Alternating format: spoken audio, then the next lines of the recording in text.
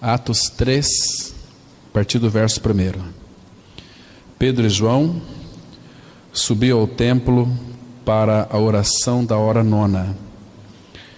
Era levado um homem coxo de nascença, o qual punham diariamente à porta do templo chamada Formosa, para pedir esmola aos que entravam.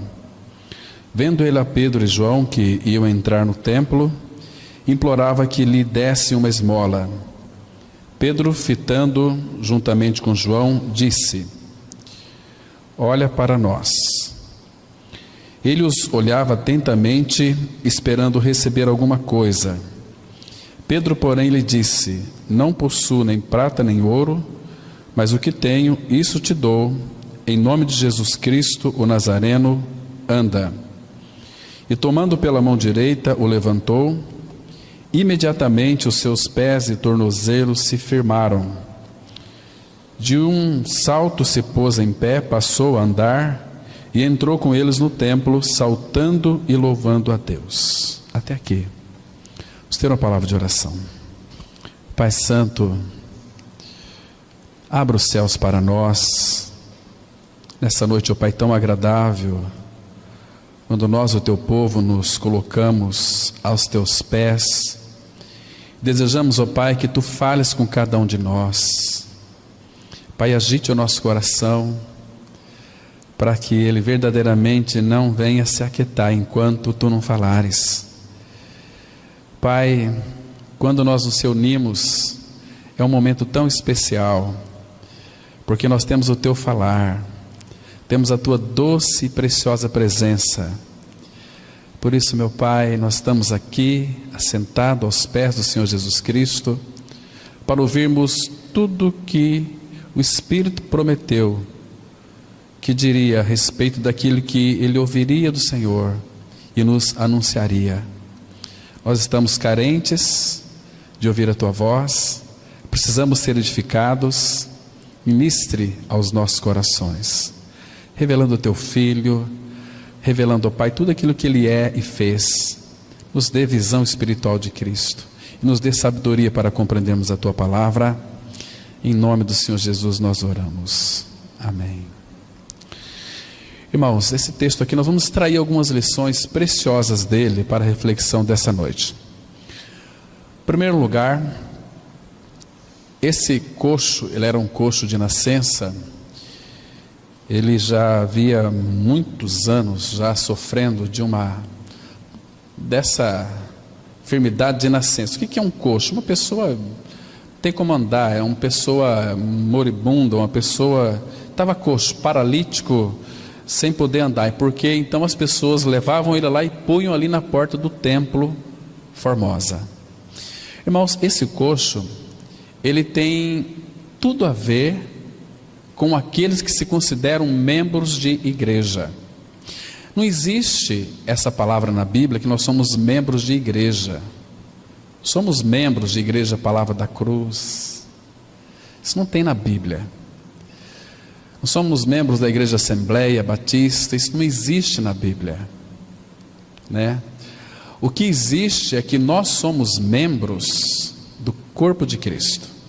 Jesus é o cabeça da igreja. Então nós somos um membro do seu corpo. Como o nosso corpo, temos a cabeça, e os nossos membros, eles obedecem à coordenação, à direção da cabeça. Tudo que a cabeça pensa, a ordem que vem da cabeça para os membros, eles têm que realizar, têm que obedecer à cabeça. Como eu estou aqui gesticulando, porque a cabeça quer que eu gesticule dessa forma. Então a cabeça manda eu falar aquilo que o cabeça mesmo quer que nós falamos. Então a igreja, ela é o corpo de Cristo e que tem o seu cabeça, o Senhor Jesus Cristo. Então nós temos que nos submeter, não a homens, mas a Cristo, porque Ele é o Senhor da igreja. Ele que comprou a igreja, Ele que é o dono, Ele é o nosso dono. Então Jesus, Ele morreu por todos, para nós, os que vivem, não vivamos para nós mesmos, mas para aquele que por eles morreu e ressuscitou. Paulo vai dizer que nós somos comprados por preço, um alto preço, que então Ele nos comprou. Somos dele, pertencemos a Ele. Então Ele é o nosso dono, nós somos instrumentos nas mãos do nosso Rei Jesus. E o nosso Rei é um Rei que Ele é manso e humilde de coração. Este Rei nos dá uma segurança muito grande. Neste Rei nós temos todo o nosso descanso, porque fora de Cristo não tem descanso. Ele é aquele que, quando o nosso coração está bem inquieto, está bem agitado, muitas vezes desesperado, então Ele vem com seu toque, com seu bálsamo, Ele consegue refrigerar, aquietar o nosso coração, dizendo para nós: aquietai-vos e sabei que eu sou Deus. Então, mediante a voz dele que é poderosa, nosso coração, que muitas vezes fica tão agitado, ele se aquieta, porque a presença dele em nós precisamos conhecer o Senhor. Ele é o Todo-Poderoso, Ele pode todas as coisas, Ele governa todas as coisas e deve governar a minha e a sua vida. Quando, irmãos, as nossas vidas são governadas pelo Senhor, dirigidas pelo Espírito do Senhor, nós vamos ter vitória em todas as coisas, porque Ele nunca perdeu uma batalha, né? Irmãos, Pedro e João subiam ao templo para a oração da hora nona. O horário do judeu começa às 6 horas da manhã. A hora nona então seria às 15 horas da tarde, aqui. Era levado este homem, um coxo de nascença, à porta do templo chamado Formosa. Esse templo aqui era o templo de Salomão, que existia lá no passado. Aquele templo, ele era uma figura muito clara do nosso corpo. Nosso corpo, ele é tripartido. Nós somos espírito, alma e corpo. Quando uma pessoa nasce neste mundo, ela nasce alma vivente, alma e corpo, mas ela tem um espírito dentro dela, mas o espírito está morto. Por isso que Efésios 2:1 diz assim: Ele vos deu vida, estando vós mortos nos vossos delitos e pecados. Então aí o Espírito, quando cremos naquela obra da cruz, aquela obra da cruz, ela é tão maravilhosa, meus irmãos, porque é ali, no corpo de Cristo, foi o local onde o nosso pecado foi tirado de nós. Porque o Senhor Jesus, Ele é o Cordeiro de Deus, que tira o pecado do mundo. Então Ele tirou o pecado daqueles que creram, que morreram com Cristo, que foram sepultados com Cristo, que ressuscitaram com Cristo. Então, esses que tiveram seus olhos abertos para crer nessa verdade, são feitos filhos de Deus, porque receberam o Senhor Jesus Cristo, creram no seu nome. A palavra receber no grego é a mesma palavra para crer. Lembra de João 1,12? A palavra fala assim: mas a todos quantos o receberam, deu-lhes o poder de serem feitos filhos de Deus, a saber, aos que creem no seu nome. Então, quando nós cremos em Cristo, é a mesma coisa que receber a Cristo. A palavra crer também significa, não podemos esquecer disso, estar unido a Cristo. Quando nós cremos em Cristo, nós estamos unidos a Ele. Fomos unidos a Cristo na sua morte, na sua ressurreição e também na sua glorificação. O Pai, Ele já nos contempla filhos e filhas glorificados, mas nós ainda não alcançamos a glorificação. Mas se você creu nesta verdade da sua morte e ressurreição com Cristo, você pode ter convicção, porque a Bíblia diz que nós seremos glorificados. O Pai já nos glorificou, porque pela fé nós já estamos glorificados. Efésios 2,6 fala que juntamente com Cristo, com Ele, nos ressuscitou e nos fez assentar nos lugares celestiais em Cristo. Nós já estamos pela fé assentados nos lugares celestiais em Cristo. Cristo foi glorificado, nós estamos nele pela fé. Então pela fé nós também podemos contemplar a nossa glorificação. Isto, irmão, deve trazer para nós uma convicção extraordinária e maravilhosa. Nós sabemos que o nosso corpo, ainda não passou por aquele processo de glorificação, mas se você creu, ele vai passar. Paulo diz em 1 Coríntios 15, que este corpo corruptível, é necessário que ele se revista da incorruptibilidade. Nós vamos ganhar um corpo glorificado, onde este corpo glorificado não sofrerá mais nenhuma corrupção. O que seria isso?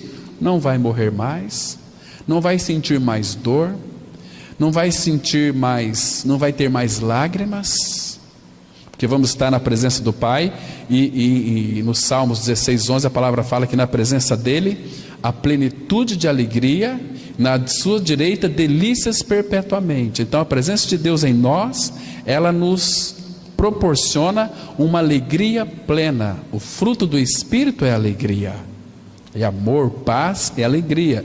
Então, irmãos, que privilégio nós sermos cristãos e termos a pessoa de Cristo habitando dentro de nós. Isso é maravilhoso.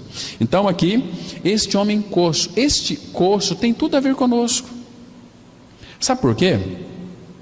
Porque esse coxo foi levado ao templo. Ele pertencia ao templo, mas ele não pertencia à igreja.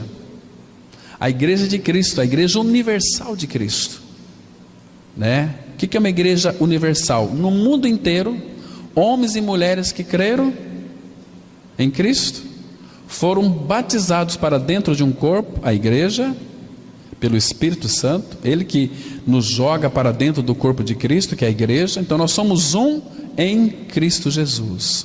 O Senhor Jesus, Ele orou tanto por essa unidade, irmãos. Essa unidade já foi feita. Lá em João 17 Ele diz assim para o Pai: Pai, assim como nós somos um, sejam eles em nós também um. Entendeu? Interessante. Pai, Tu estás em mim e eu em Ti, também sejam eles em nós, para que eles sejam aperfeiçoados na unidade. E Paulo vai dizer o seguinte: para nós pensarmos a mesma coisa, tem de vós o mesmo pensamento que houve também em Cristo Jesus. Então Ele nos uniu dentro de um corpo. Nós somos a igreja de Cristo, uma igreja que foi comprada, lavada pelo sangue do Cordeiro, onde o Pai nos contempla totalmente santos, não evangélicos.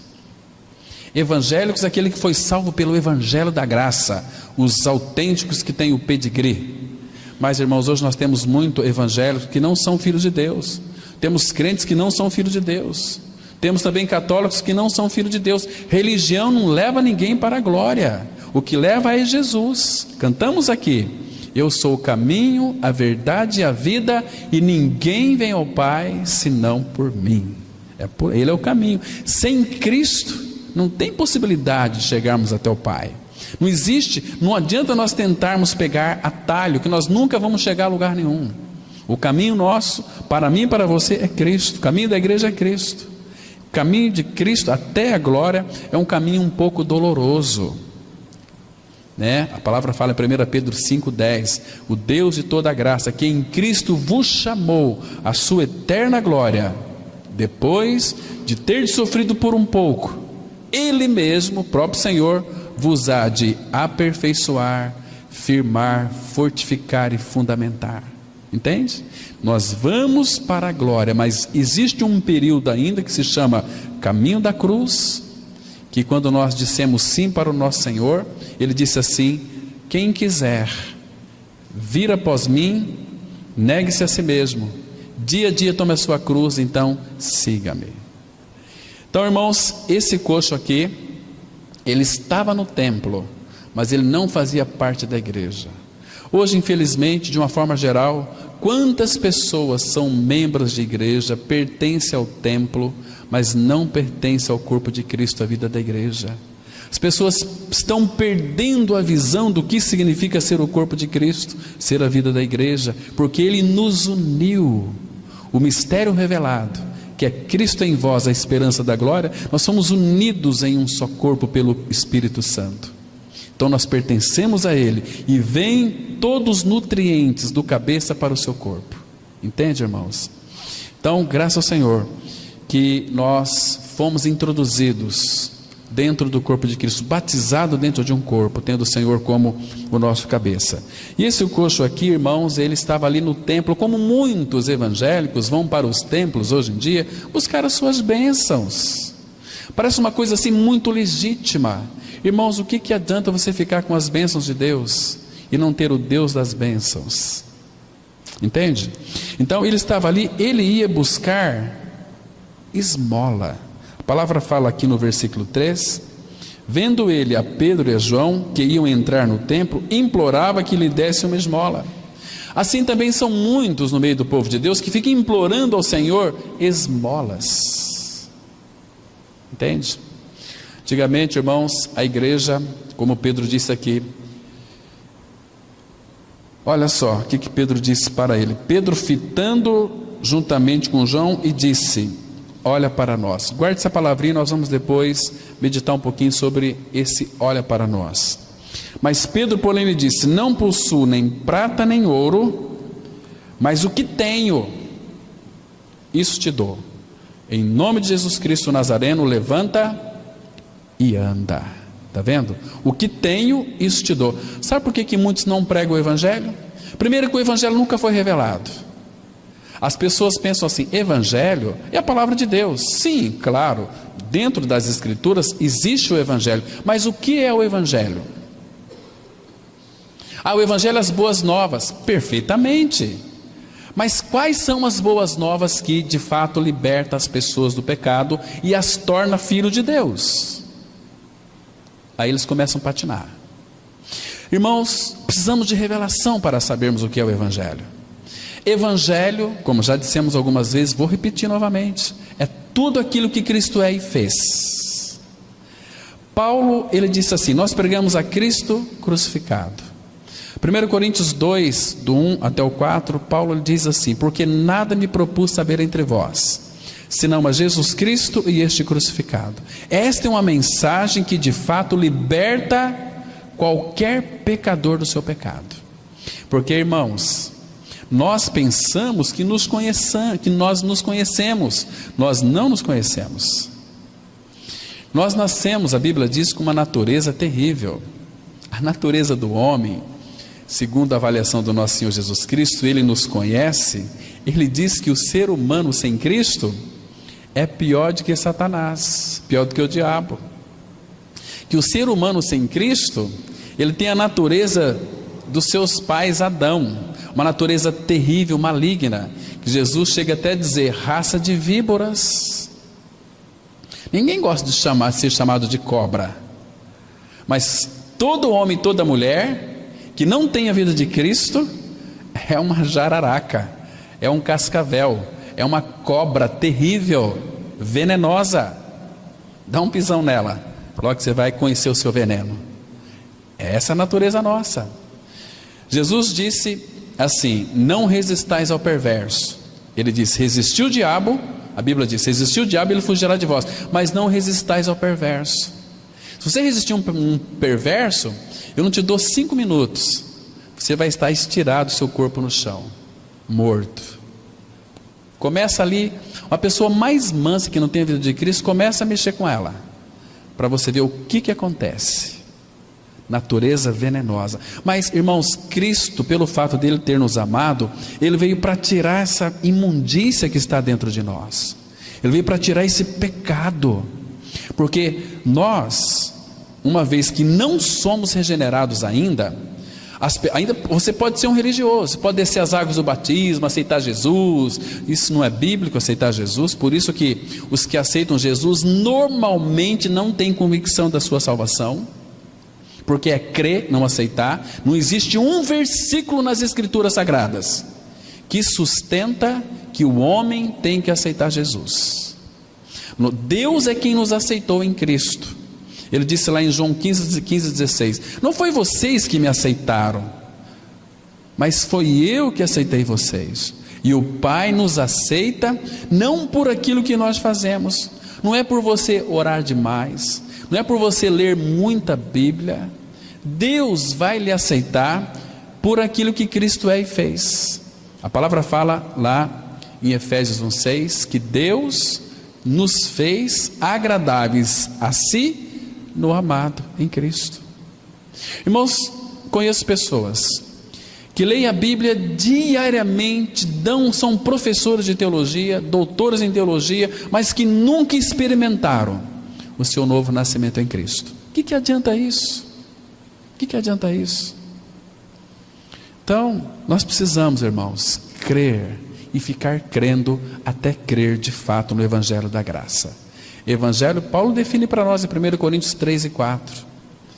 Antes de tudo vos entreguei o que também recebi, que Cristo morreu por nós, nossos pecados, segundo as Escrituras, que foi sepultado e ressuscitou ao terceiro dia, segundo as Escrituras, ponto.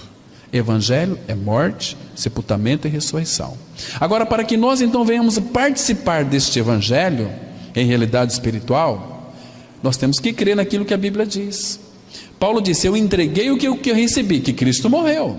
Então, se Paulo entregou o que recebeu, o que Paulo recebeu na morte de Cristo? Paulo morreu com Cristo. Mas onde é que está escrito isso? Que nós morremos com Cristo. Sem morte não há vida. Ele disse em Romanos 6,6, sabendo isto, que o nosso homem velho foi com ele crucificado, para que o corpo do pecado seja destruído e não sirvamos ao pecado como escravos. Aquele que está morto, justificado está do pecado. Ora, se já morremos com Cristo, cremos que também com Ele viveremos. Então a morte, você morreu com Cristo, Romanos 6,4 fala que fomos pois sepultados com Ele na morte pelo batismo. É batismo na morte, não batismo nas águas. Tem pessoas que pensam que o batismo das águas vai trazer salvação. Não, os que descem para as águas são aqueles que já foram salvos, aqueles que morreram, porque batismo também é uma figura do sepultamento. E eu morri com Cristo, então eu posso agora pedir o batismo nas águas, porque o batismo tipifica um sepultamento. Mas eu já fui sepultado com Cristo quando Ele foi sepultado. Lembra aquela cova que fizeram lá para o Senhor Jesus Cristo, naquela pedra, que colocaram naquele túmulo novo de José de Arimateia? Nós estávamos ali com Cristo. Por quê? Porque a Bíblia diz que nós fomos sepultados juntamente com Cristo. Muito bem, passou 3 dias, aquela sexta-feira toda nebulosa, né? Sexta-feira da paixão. Mas, irmãos, lembra daquele túmulo que o Senhor Jesus estava ali, sepultado? Ao terceiro dia, o que houve ali naquela sepultura? Deus o Pai o ressuscitou. Ele foi ressuscitado. Mas a mesma Bíblia que diz que Cristo foi ressuscitado, ela também afirma que nós também fomos ressuscitados com Cristo, porque nós estávamos nele, juntamente com Ele, nos ressuscitou e nos fez assentar nos lugares celestiais em Cristo. Aquele texto de Colossenses 3,3 que nós sabemos, porque morrestes e a vossa vida está escondida com Cristo em Deus. Você já está lá pela fé, porque a Bíblia diz, e nós temos que crer na palavra. Entende, irmãos? Queridos irmãos, este é o Evangelho que tem que ser anunciado, pregado, tem que ser vivenciado, tem que ser vivido. O Evangelho, ele realmente mostra quem nós somos, para que então nós possamos viver uma vida transparente, uma vida de testemunho, não dar testemunho das nossas curas. Jesus nunca pediu para nós vir aqui à frente e dar testemunhos, como muitos aqui algumas pessoas foram curadas de câncer, mas nunca deram testemunho aqui na frente. Embora o testemunho é bom, é válido, quando tem a igreja de Cristo apenas. Mas se tiver aqui, por exemplo, uma pessoa que nunca creu, ouviu o testemunho de alguém que foi curado, vai falar para toda a cidade, e amanhã ou depois, essa comunidade aqui, esse templo vai estar cheio de pessoas não querendo a Cristo, querendo curas, querendo que Deus resolva um problema delas, disso, daquilo. Não, Deus não está preocupado com isso. Deus está preocupado com o crescimento da sua igreja, crescimento espiritual, com a formação de Cristo em nós. Porque quando eu confesso que eu estou crucificado com Cristo, vivo não mais eu, mas Cristo vive em mim, esta é uma realidade da palavra. Mas o caso não está encerrado aqui. Em Gálatas 4,19 a Bíblia diz, meus filhinhos, por quem de novo sofro as dores de parto, até Cristo ser formado em vós. Então é necessário que Cristo seja formado em nós. Convém que Ele cresça e que eu diminua. Irmãos, quanto que nós temos de Cristo, irmãos? Formado em nós. Mas, queridos, esse texto aqui, que estamos considerando, embora estamos fazendo algumas digressões, conforme o Espírito vai nos conduzindo, mas eu quero destacar uma coisa aqui muito interessante, o versículo 4. Pedro, fitando juntamente com João, disse: olha para nós. Nós entendemos e sabemos que todas as palavras que foram colocadas nas Escrituras não foram colocadas a esmos. O Espírito Santo é muito sábio, Ele é Deus, Ele inspirou toda a Bíblia. Então por que será que Pedro pediu para aquele coxo: olhe para nós? Por quê? Irmãos, nós temos que ler os 4 evangelhos, ali de Mateus, Marcos, Lucas e João. Nós temos que observar como é que Jesus curava as pessoas. Pedro aqui curou esse coxo, dizendo para ele: olhe para nós. Eu não tenho ouro e prata, nem me interessa isso, mas o que tenho, olha que lindo, irmãos. Muitas vezes nós não pregamos a Cristo, porque não temos Cristo. Quem tem Cristo, o que tenho, isso te dou, em nome de Jesus levanta e anda, né? Mas este olha para nós, é interessante, nos chama a nossa atenção. O Espírito quer nos dizer alguma coisa para nós. Eu estava lendo essa semana todo o Novo Testamento, li pelo menos 2 vezes, e aí eu pude contactar uma coisa, isso me chamou muito a atenção. Quando cheguei nesse texto aqui, o Espírito falou: pare um pouquinho aqui, deixa eu lhe mostrar algumas lições. Então, claro que Pedro era discípulo do Senhor Jesus. Todas as curas que o Senhor Jesus fez, Pedro e também os seus discípulos estavam todos presentes. Irmãos, como que Jesus curava as pessoas? Teve uma ocasião, lá em Marcos capítulo 2, Jesus estava ali, provavelmente na casa de Simão, e vocês se lembram que naquele local, aquela casa estava repleta de pessoas. Então tinha 4 indivíduos que tinham um amigo paralítico, e falaram para ele, conjecturando: vou levar você até o mestre, o Senhor Jesus, ele vai te curar. O paralítico talvez nem cria que ele poderia ser curado. Paralítico, nasceu paralítico. Mas aqueles 4 criam que Jesus poderia curá-lo. Imagina só, você chega e precisa de uma oportunidade para entrar, não tem como, porque de repente eles talvez até tentaram entrar, mas as pessoas disseram o seguinte: olha, meu amigo, eu estou aqui faz muito tempo. Quando você está na fila de um banco, está com pressa. Quando você está com mais pressa, parece que a fila está maior, né? Tudo tem um propósito, porque Deus quer tratar com a sua impaciência, né? Às vezes nós não vemos a mão do Pai operando em nós, mas aí não, olha, aqui não tem jeito. Mas eles estavam tão ansiosos, medo do Senhor Jesus sair, então eles foram por detrás, subiram, abriram o telhado e desceu a cama bem diante do Criador, do Rei dos Seis, Senhor dos Senhores. Então, queridos, por que foi necessário colocar aquela cama ali diante de Cristo? Porque o Senhor Jesus, irmãos, quando Ele cura, Ele gosta de cruzar os olhos. Olhe para mim, cruzar de olhos. Imagina só aquele paralítico, talvez ele não cria, mas quando estava diante do Senhor, Jesus primeiro elogiou a fé daqueles 4, dizendo o seguinte: olha, Jesus, vendo a fé deles, disse ao paralítico: filho, perdoados estão os teus muitos pecados. Lembra? E aí começaram aquela murmuração: quem é este que pode perdoar pecados senão um que é Deus? Jesus disse novamente: por que cogitais isso no vosso coração? Ora, para que saibais que o Filho do Homem tem autoridade na terra para perdoar pecados, disse ao paralítico: filho, pega o teu leito e vai para a tua casa. Ele levantou-se e saiu de lá totalmente curado. Mas é o cruzar de olhos. Cruzar de olhos. Eu gosto muito de evangelizar em lares, porque nós estamos diante da família, pregando a palavra e olhando olho no olho, cruzando os olhos. É precioso. Imagina, irmãos, fiquei pensando aqui, meditando, naquele instante que aquele paralítico estava diante de Jesus. Talvez ele chegou ali muito incrédulo, mas quando Jesus olhou para ele, imagina só a doçura do olhar de Cristo. Este Jesus é aquele de Apocalipse capítulo 19. Vocês se lembram o que está escrito lá?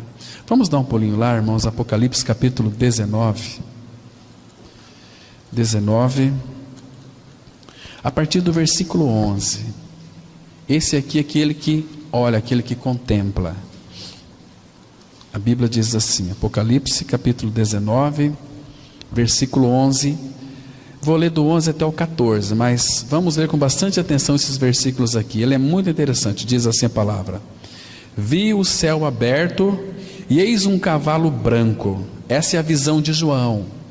E vi um cavalo branco, o seu cavaleiro se chama Fiel e Verdadeiro, e julga e peleja com justiça. Olha o versículo 12, que interessante, irmãos. Os seus olhos são chama de fogo. Na sua cabeça há muitos diademas. Tem um nome escrito que ninguém conhece, senão ele mesmo. Estava vestido com um manto tinto de sangue, e seu nome se chama o Verbo de Deus. Até o 13. Então era o Senhor Jesus. Mas, irmãos, o que nos chama a atenção é que os seus olhos são chama de fogo. Queridos, todos nós que estamos aqui nessa noite, isso não lhe causa um certo temor no seu coração? Que dentro em breve você vai estar diante do Senhor Jesus, e Ele vai, ou você vai olhar para aqueles olhos de chama de fogo.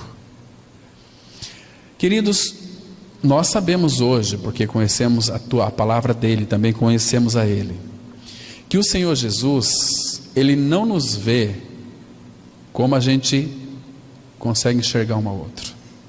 1 Samuel 16, versículo 7, a palavra fala assim, que Deus não vê como vê o homem. O homem olha para o exterior, mas o Senhor olha para o coração, para o interior. A forma dele de olhar para nós é sempre para o nosso interior. Quando o povo de Israel estava ali em Êxodo 3, sofrendo, angustiado, numa aflição terrível, o que o nosso Senhor disse para Moisés? Eu vi a aflição do meu povo, aquela aflição interna, aquela aflição dentro dos seus corações.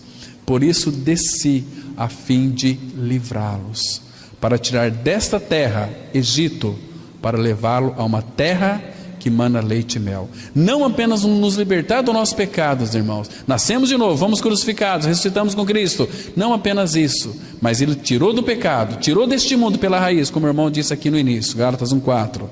Mas também para nos levar a uma terra que mana leite e mel, que é o nosso Senhor Jesus. Entende?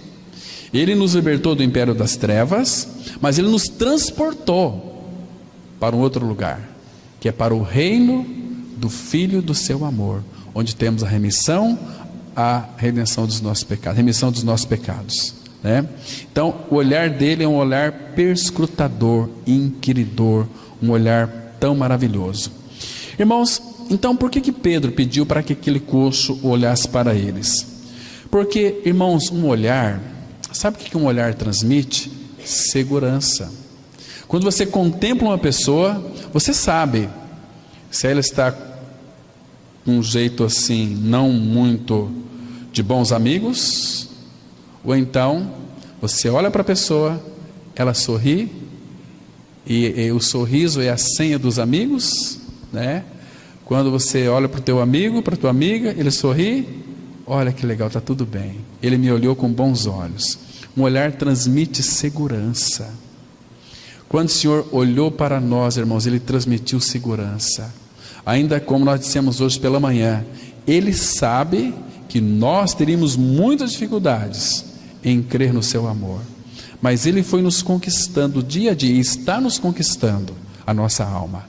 Está tratando com a nossa alma, mostrando que Ele é Deus, que Ele é puro amor, que Ele nos ama, que Ele cada dia quer nos fazer mais de nós santos. Um povo separado para si próprio, um povo onde Ele quer se manifestar, se expressar através dos olhos, através da nossa boca, através dos nossos gestos, através das nossas vestimentas também. Claro, envolve tudo isso, é maravilhoso. Então, o Senhor Jesus quer nos fazer de nós homens e mulheres diferentes. Tem muitas pessoas, infelizmente, que têm se esforçado para serem pessoas diferentes. Nunca o serão. Tentarão, mas ficarão desanimadas. Mas deixa Ele operar em você essa mudança de dentro para fora. É tão maravilhoso, meus queridos irmãos. Então, além do olhar transmitir segurança, transmite também benevolência. E transmite também, mostra interesse. É pelo olhar. Vai mostrar um grande interesse. Queridos, Jesus, Ele sempre foi o nosso amigo. Ele sempre amou nós como amigos. Nunca nos teve como inimigos. Aliás, Jesus, Ele era amigo, diz a palavra de Deus, amigo de publicanos e pecadores. Publicanos odiavam o Senhor. Pecadores também. As pessoas não gostam de Cristo, não querem Cristo. Mas Jesus nunca nos teve como inimigos. Ele morreu por nós quando nós éramos inimigos. Nós vimos hoje pela manhã, aquele texto de João 15, quando o Senhor Jesus disse assim: ninguém tem maior amor do que este, de dar a sua vida pelos seus amigos. Percebe? Que lindo que é isso. Agora, irmãos, vocês sabiam que quando o Senhor Jesus estava no meio daquele povo, pecadores e publicanos, o que aqueles pecadores e publicanos eles sentiam? Quando Jesus estava no meio deles, e Jesus olhava para eles, para aqueles rostos. Quantas histórias tristes tinha aqueles publicanos, quantas histórias desgraçadas tinha aqueles pecadores. Jesus estava no meio deles. Jesus não veio para condená-los, Jesus não veio para machucá-los, Jesus veio para salvá-los. Jesus veio para tirar a natureza velha deles e colocar nova. Mas, irmãos, quando Jesus olhava para aqueles pecadores, você sabe o que eles sentiam? A Bíblia vai dizer isso para nós. Eles sentiam uma alegria tão grande, porque aquele olhar era o olhar de Deus, que se rebaixou ao nível de um ser humano. Então, quando Jesus olhava para aqueles pecadores, aqueles pecadores sentiam uma grande alegria. Abra sua Bíblia naquele texto lindo de Provérbios, capítulo 15. Provérbios, capítulo 15, vamos ler apenas o versículo 30. Veja só, quando o Senhor Jesus então olhava para eles, eles sentiam, querido, seu coração se alegrar. O coração deles eram muito alegres. Olha só aqui, Provérbios 15, versículo 30, diz assim a palavra do Senhor: o olhar de amigo alegra ao coração, as boas novas fortalece até os ossos. Está vendo? Esse aqui é o amigo dos pecadores. O olhar de amigo alegra o coração. Então aqueles pecadores publicanos se alegravam de uma forma tão linda quando o Senhor Jesus contemplava eles. Eles ficavam como que assim, como que quem sonha. Eles não entendiam porque eles de repente ficavam tão alegres, porque eles eram tão sujos, tão pecadores como nós o éramos. Então eles se encontraram, a pureza os encontrou. Então essa pureza podia contemplá-los, não com julgamento, não com o dedo na cara, não apontando os erros dele. Jesus nunca fez isso. Ele disse assim para aquela mulher pecadora que foi arrastada e colocada aos pés do Senhor Jesus, dizendo o seguinte: olha, essa mulher, os religiosos, foi pega em flagrante adultério. Talvez aquela mulher poderia estar até nua, ou até com uns trapos ali, porque se foi pega em flagrante adultério, pegaram ela e colocaram ali diante de Cristo. Imagina o estado que estava essa mulher. Mas cadê o homem? Foi pega em adultério, e Moisés manda na lei que é para apedrejar. Jesus escrevia no chão. Interessante, irmãos, que Jesus disse assim: quem de vocês estiver sem pecado, que atire a primeira pedra. Jesus olhando para eles: quem tiver sem pecado, atire a primeira pedra. E eles, cada um deles colocou a viola no saco e foram saindo de fininho. Mas antes, lembra, o que Jesus escrevia ali na terra? Lembra que Jesus escrevia na terra? Lembra desse texto? O que o nosso Senhor Jesus escrevia na terra ali? Quer ver? Abra a sua Bíblia, vamos ler 2 textos para a gente descobrir isso aqui. O da mulher adúltera é João, né? João 8, verso 3.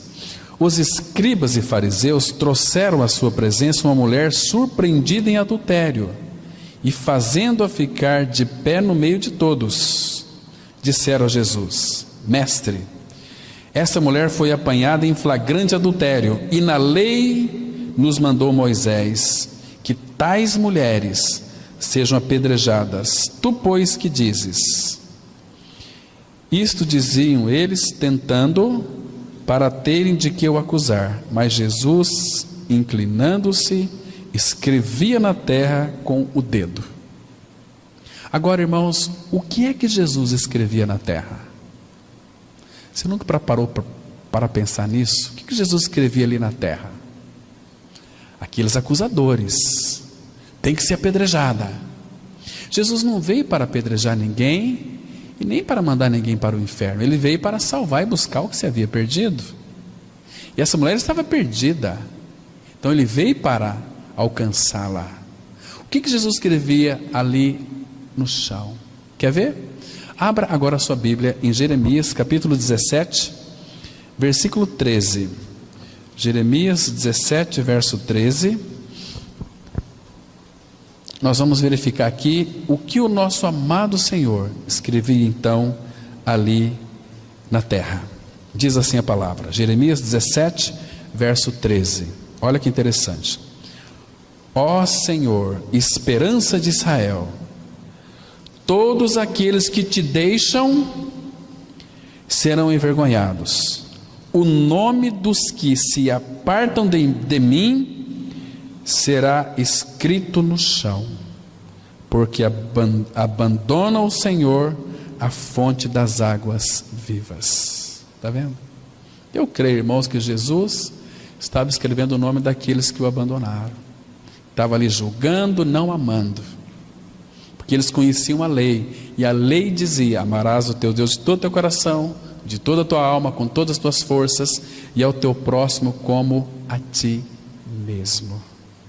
Então Jesus estava ali quieto, escrevendo no chão o nome daqueles que o abandonaram, que não entenderam. Eles tinham a lei, interpretavam perfeitamente a lei, mas não viviam a lei, e a lei era amar a Deus sobre todas as coisas, todo amor, entendimento, força, e ao teu próximo como a ti mesmo. E eles não amaram aquela mulher, mas condenaram aquela mulher. Entende? Então, irmãos, há uma grande diferença. Igual muitos, infelizmente, têm vivido um cristianismo de meia sola.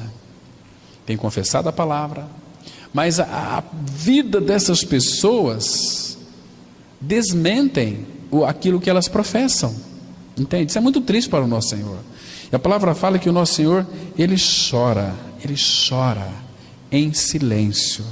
Chora em silêncio por aqueles que de fato têm virado as costas para a sua palavra, para o seu amado Filho Jesus. Irmãos, o nosso Deus e Pai, Ele tem uma maneira toda especial de olhar para o homem. O seu olhar é um olhar penetrante, mas não é um olhar acusador. É um olhar esquadrinhador. Lembra que nós cantamos aqui, no Salmo 139, versículo 23, que diz assim, olha: sonda-me, ó Deus, e me conhece. Vê se há em mim algum caminho mau, guia-me pelo caminho eterno. Sonda-me, perscruta, esquadrinha o meu coração e vê se há algum caminho mau. Eu disse que o Senhor Jesus nunca, Ele condena ninguém, nunca vai condenar os homens que se autocondenam. Uma vez estavam os discípulos todos reunidos, Ele disse que iria para a cruz. Aí levantou um camarada que vocês conhecem por nome de Pedro. Conhece de ouvir falar, né? Pedro disse assim para o Senhor: Senhor, espera aí, Senhor, o Senhor está enganado. Esses discípulos aí, pode ser que eles irão te decepcionar, mas eu não. Ainda que me seja necessário morrer por ti, eu não te negarei, disse Pedro, veementemente. Aí os outros falaram: meu Deus. Talvez Pedro deve ter pensado assim: como Jesus está enganado a meu respeito.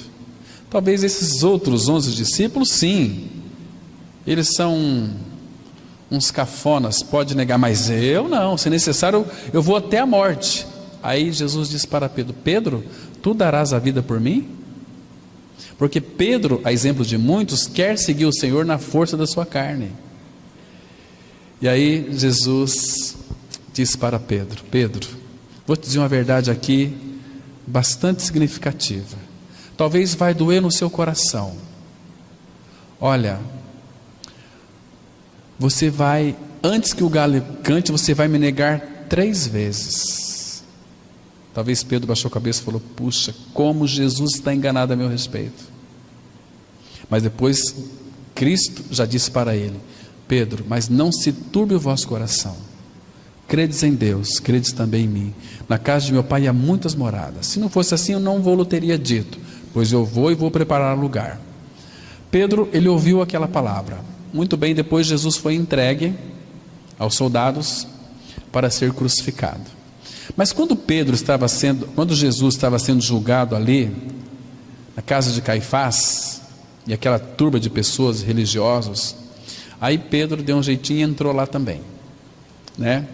Aí veio aquela criada, olhou para Pedro e disse o seguinte: você também estava lá com ele. Eu nem conheço este homem. Aí sentou perto do outro camarada: espera aí, você também é um deles, porque o teu falar denuncia. Não, eu não conheço este homem. Aí foi encontrar uma terceira pessoa. A palavra fala que Pedro chegou até praguejar: não conheço este homem. Aí escutou o cantar do galo. E que Jesus Cristo fez? A Bíblia diz que o Senhor Jesus olhou para Pedro, e Pedro se lembrou daquela palavra que Jesus havia dito: antes que o galo cante, você vai me negar 3 vezes. Ele saiu e foi chorar amargamente. Mas aquele olhar de Cristo não foi um olhar assim: tá vendo, Pedro? Tinha que crer em mim. Não, foi um olhar assim muito doce. Recentemente eu li um livro de um homem muito conhecido, escreve muitos livros. Ele disse assim, que depois que aconteceu este episódio, todas as vezes que Pedro ouviu o cantar do galo, Pedro chorava, ficava com remorso. Não, eu não creio que foi dessa maneira, irmãos. E eu creio que todas as vezes que Pedro ouviu o cantar de um galo, Pedro se lembrava de quão misericordioso, de quão amoroso é o nosso Senhor. Que aquele olhar de Cristo para Pedro não foi um olhar que o condenava, mas um olhar que trazia segurança para ele. Um olhar que estava ali dizendo assim: Pedro, eu te amo, eu te amo. E o meu amor por você não vai acabar de forma nenhuma. Queridos, nós precisamos de visão espiritual, para então nós vermos mais claramente quem é o nosso Senhor. O Senhor Jesus condenou aqueles religiosos e os chamou. Abra sua Bíblia no livro de Mateus, por favor. Mateus, capítulo 15, versículo 14. Mateus 15, versículo 14. A palavra, ela mostra aqui algo muito interessante sobre essa questão de falta de visão espiritual. Diz assim, Nosso Senhor, 15, 14: deixai-os, são cegos, guias de cegos. Ora, se um cego guiar outro cego, cairão ambos no barranco. Queridos, a gente fica assim um pouco assustado de inúmeras pessoas que às vezes a gente conversa no dia a dia. Nossa cidade é muito pequena e a gente tem conversado com muitos evangélicos. Queridos, eu fico muito triste porque esses queridos têm sede de Deus, mas que foram dado a eles foram só palha, e eles, pelo fato de eles comerem palha, estão espalhados por aí, totalmente perdidos. Queridos, a religião foi tão cruel com esses homens que a mente deles estão totalmente cauterizadas. Quando você vai falar do evangelho da graça, do evangelho puro, eles são totalmente avessos. Eles não querem. Não, eu sempre fui evangélico. Meu amigo, mas Jesus, Ele nunca quis que você fosse um evangélico religioso. Ele quis que você fosse um filho de Deus. Não, eu cansei e não quer ouvir a palavra. A gente fica muito triste com isso. Mas, irmãos, visão espiritual, ela começa a partir do novo nascimento. Aquele religioso chamado Nicodemos, mestre em Israel, principal dos judeus, era um professor de Bíblia. Jesus disse para ele: Nicodemos, você precisa nascer de novo. Aquele que não nascer de novo não pode ver o reino de Deus. E aquele que nos faz ver, também nos faz entrar dentro dessa realidade. Queridos, a única maneira de nós sermos salvos é olhando para Cristo. Lembra aquele texto de Hebreus 12, 2? Olhando firmemente para Jesus, o autor e o consumador da fé. Mas o que significa olhar para Jesus para sermos salvos? Nós temos que ler as Escrituras. Em Isaías, capítulo, por favor, 45, versículo 22. Olhar para Jesus, irmão, significa nada mais, nada menos do que olhar para a sua palavra. Isaías 45, versículo 22. Veja aqui a responsabilidade que o Senhor nos chama para Ele mesmo. Diz assim a palavra. Olha que interessante, irmãos. Isaías 45, verso 22. Olhai para mim e sede salvos, vós, todos os limites da terra, porque eu sou Deus e não há outro. Então, o que significa olhar para Ele? É olhar para a sua palavra, porque a palavra, ela é o único norte, a única bússola que vai levar o nosso barco ao destino certo, ao porto seguro. Olhai para mim, olhar para a palavra e sede salvos. Ele diz assim no verso 23: por mim mesmo tenho jurado, da minha boca saiu o que é justo. Por isso que olhar para mim é olhar para a sua palavra, porque da boca dele saiu o que é justo. E a minha palavra não tornará atrás. Diante de mim se dobrará todo o joelho e jurará toda a língua, ou seja, confessará toda a língua. E o versículo 25: mas no Senhor, não na religião A ou B ou C, no Senhor será justificada toda a descendência de Israel, e nele se gloriará. Irmãos, nós temos onde nos gloriarmos, é em Cristo. Olhai para mim, olhar para a sua palavra. Então nós estamos nele, ele está em nós, porque a Bíblia diz, então isso é fé. Nós não parecemos diante do mundo um povo louco. Nós amamos aquele que nós nunca vimos. E nós ouvimos aquele que nunca falou conosco em viva voz, mas Ele fala conosco pela sua palavra. Entende, irmãos? Nós estamos orando a Ele, estamos falando com Ele, e Ele fala conosco pela sua palavra. Então nós temos que colocar fé na sua palavra e olhar para Ele. Então, irmãos, Cristo fez uma obra plena e perfeita na cruz do Calvário, nos atraindo, nos crucificando, nos levando à morte, nos ressuscitando juntamente com Ele. Então, o que fazer agora para mim ganhar uma experiência com Cristo? Crer naquilo que Ele disse.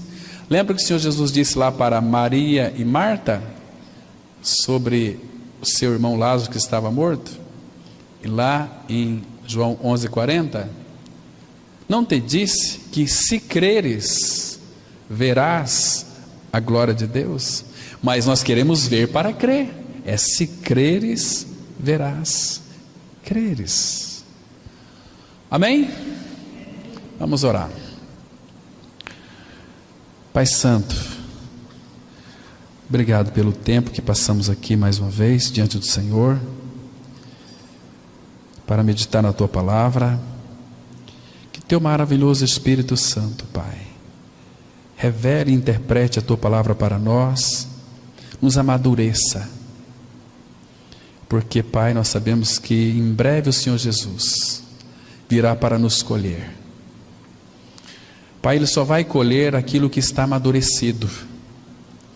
Pai, nos leva para aquilo que é perfeito, nosso Senhor Jesus. Nos dá visão de crescimento, visão de maturidade. Pai, nos ensina a olhar para Cristo. Nos dê espírito de sabedoria e de revelação, no pleno conhecimento dEle. Continue falando conosco, Pai, se revelando a nós. É no nome de Teu amado Filho Jesus que nós oramos. Amém.